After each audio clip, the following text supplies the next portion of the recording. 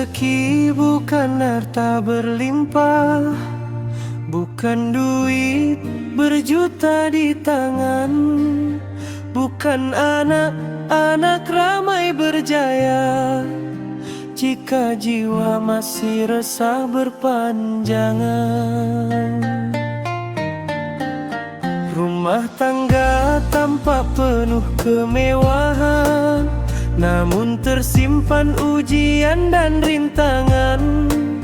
Bahagia tak hadir dalam kepalsuan, tenang hilang, jiwa pun kesepian.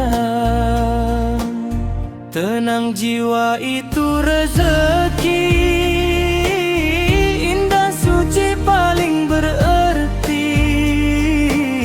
Tanpa sedar kita terlepas pandang, dialah nikmat yang paling gemilang.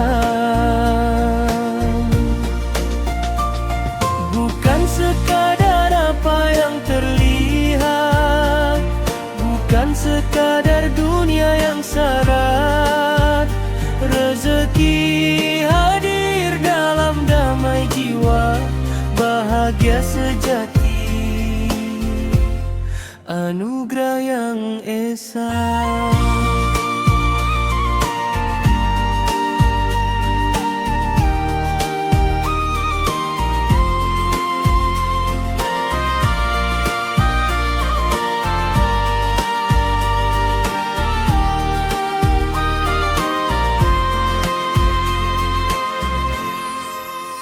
Tenang jiwa itu rezeki,